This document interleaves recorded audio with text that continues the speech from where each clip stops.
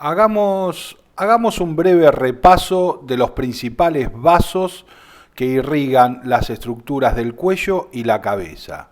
Recordemos en primera instancia que son vasos que nacen en la entrada del tórax o un poquito en la primera parte del mediastino craneal, y como vaso principal vamos a tener a la arteria carótida común, naciendo por un tronco bicarotidio en el caso del equino, o separadamente del tronco brachiocefálico, que se encarga de irrigar principalmente por pequeñas ramas todo lo que es el espacio visceral del cuello. El principal aporte de sangre para los músculos que van a formar las tablas del cuello está dado por la arteria vertebral y la arteria cervical profunda. La arteria vertebral corre adosada a las vértebras cervicales en ese canal que se forma en las apófisis transversa y da importantes ramas para toda la musculatura. Al igual que observamos con la arteria cervical profunda, que también da numerosas ramas para todos los músculos del cuello.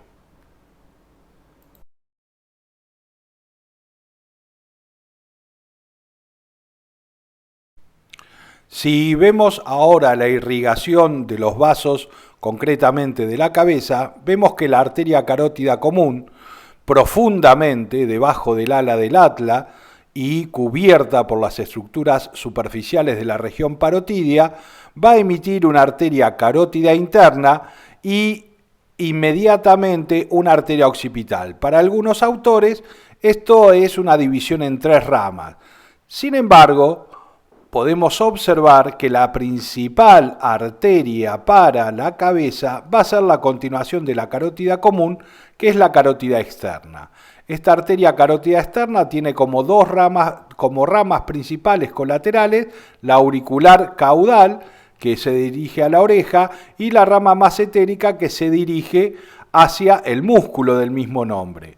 Sin embargo, la principal colateral que vamos a tener acá es el tronco linguofacial.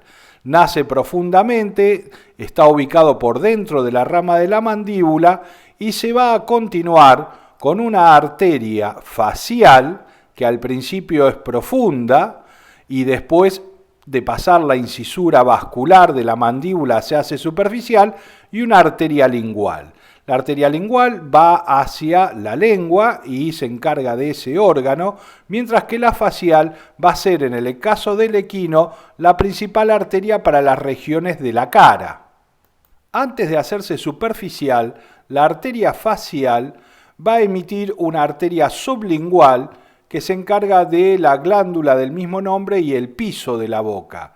Y una vez sobre la superficie va a emitir sus principales colaterales, la labial mandibular, la labial maxilar y una pequeña arteria nasal lateral.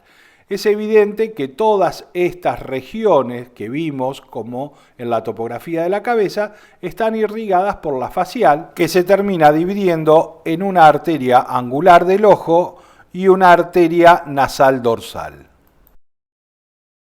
Antes de continuar, volvamos un poco al punto en que la arteria carótida común se divide en la carótida interna, carótida externa, y da una arteria occipital.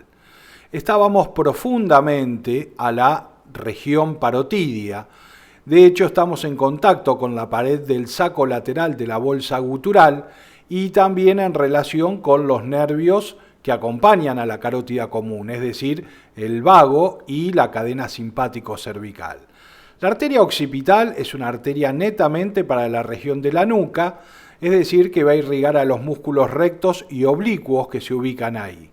Mientras que la carótida interna, sin dar colaterales, se dirige directamente hacia la cavidad craneana, ingresa por una escotadura que es el agujero carotidio del foramen rasgado, y de esa manera se va a transformar en la principal arteria para la irrigación del encéfalo, en conjunto con otras ramas que da la terminación de la arteria vertebral.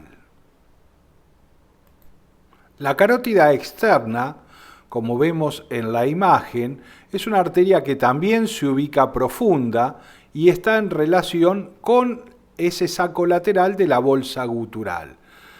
Su arteria más importante habíamos mencionado que es el tronco linguofacial, pero también da la arteria auricular caudal, que es la rama más importante para la irrigación del pabellón auricular, ya que vamos a ver que tanto en el equino como en el canino, donde se utiliza mucho el corte de orejas, se suele dividir en tres ramas que serían una auricular lateral, una auricular medial y una auricular intermedia.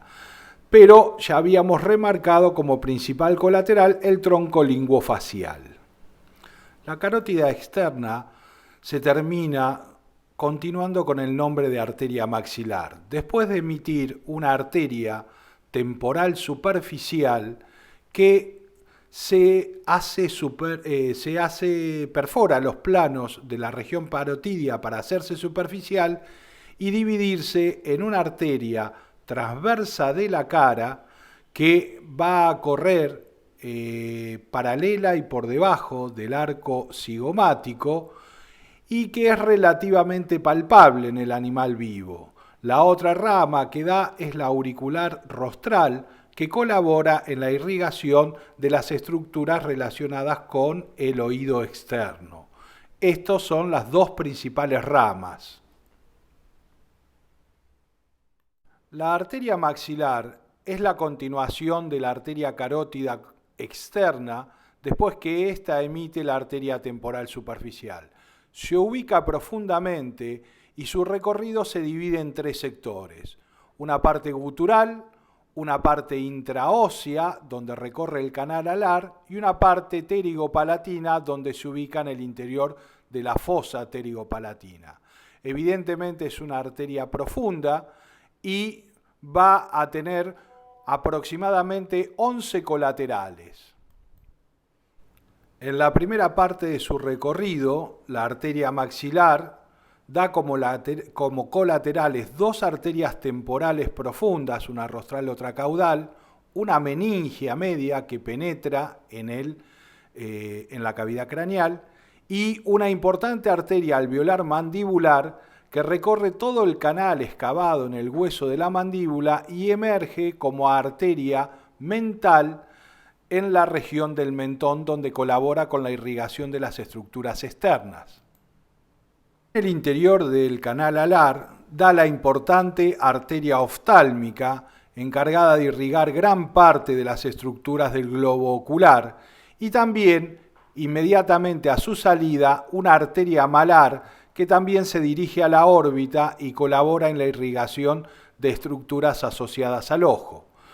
En su recorrido por la fosa pterigopalatina, vamos a observar a la arteria maxilar emitiendo varias colaterales. Hacia ventral sale una fuerte arteria bucal que irriga los componentes de la mejilla.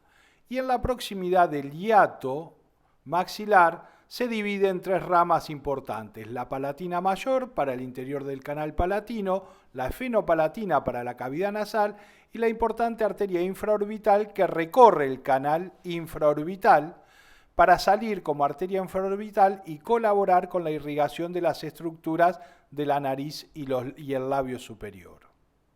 Por mencionar, una pequeña arteria palatina menor para el labio inferior, para el paladar blando, y este es un resumen más o menos de las arterias más importantes de la cabeza.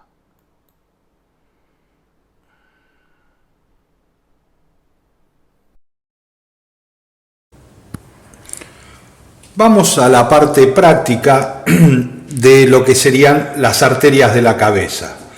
Aquí estamos viendo una disección en los planos superficiales del animal, es decir, aún podemos ver el músculo parotidio auricular que cubre la región parotidia. La parótida está aquí debajo y esto en verde son las ramas de formación del conducto parotidio, y como se puede observar, las arterias visibles son muy pocas. Podríamos citar la transversa de la cara, que era paralela al arco cigomático y ubicada por debajo, junto con una vena que es satélite, y por debajo de estas estructuras, cruzando la región masentérica, las ramas bucales del nervio facial.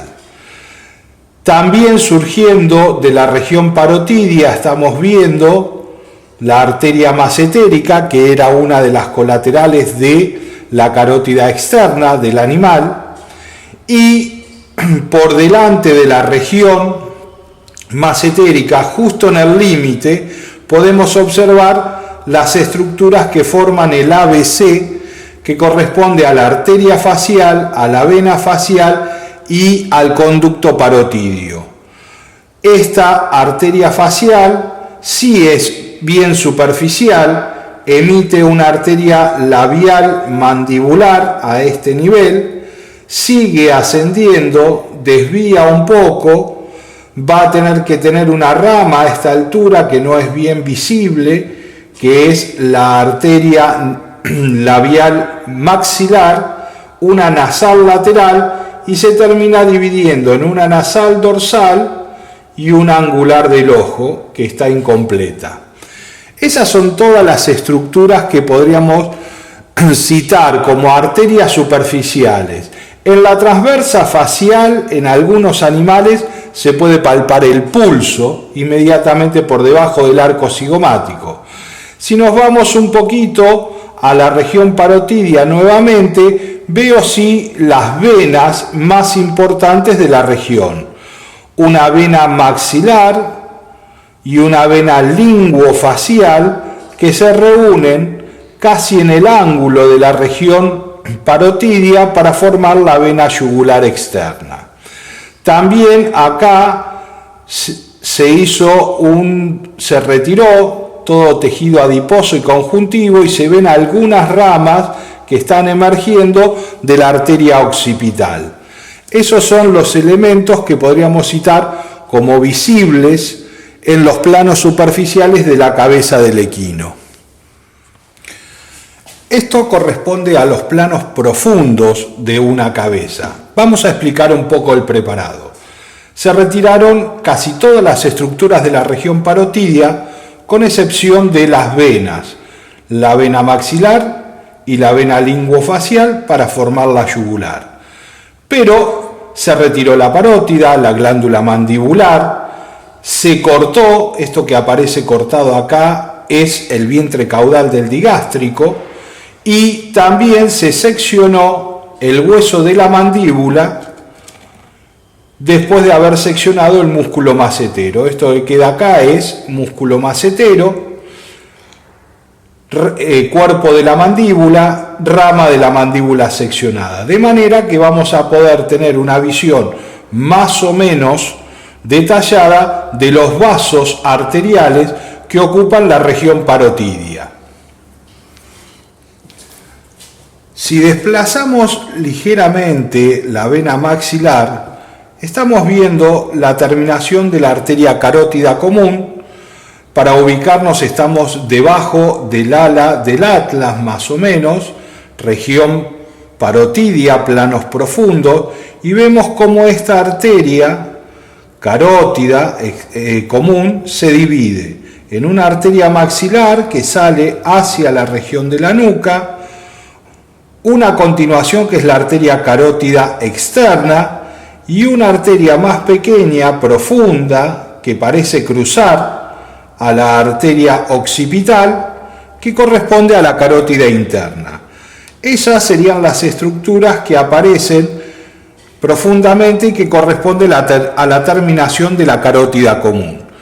Puedo desplazar en forma opuesta y tener una visión un poco más detallada.